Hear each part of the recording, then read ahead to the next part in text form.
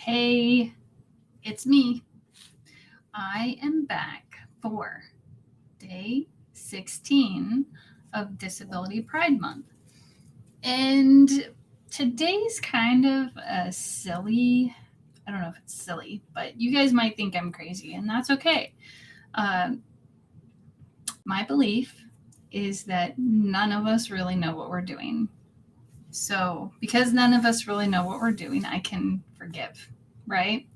So if somebody in my life went and, I don't know, gossiped about things or said some things that were true for them, right?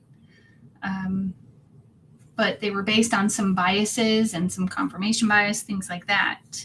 And then the next person believed them, right? Did the first person really know what they were doing because their interpretation of what happened was based on confirmation bias? So this is something I learned for myself through my own experience, right? So what I learned was sometimes, so what I do is somebody does something that irritates me. And then what I do without even realizing it is I start looking for more things that verify that my initial judgment is correct. You know, it's kind of like when you meet someone for the first time. And when you meet them the first time, you make a judgment. Well, 9 times out of 10, we're going to go confirm that judgment. We're not going to question it. So what I'm talking about here is questioning that judgment. So one of the things that's actually really helpful to do is try to prove it wrong. Try to prove the belief wrong. So let's say I think somebody is a jerk the first time I meet them, right?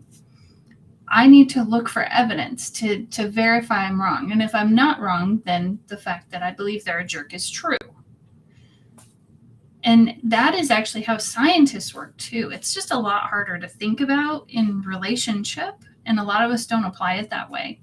It's actually really helpful though. You know, can you prove you know, I even earlier today I was questioning, you know, does so and so care about me, right? Like this is what's happening in my head.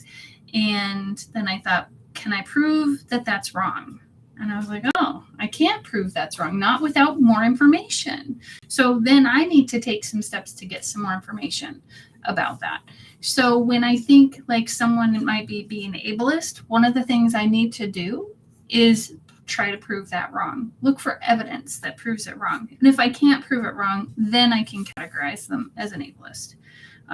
Just one example, or a couple examples actually, but so these are actually really helpful coping mechanisms too. And also they help I think they really help me stay in a healthier place, because you know, if I know that we're ruled on by our biases, because a lot of this stuff happens before we even realize it's happening in our minds.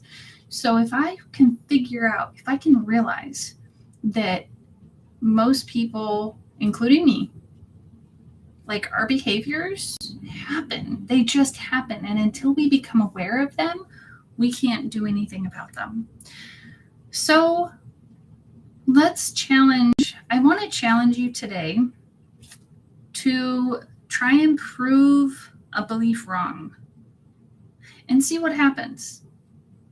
I'm Angela. It's Disability Pride Month.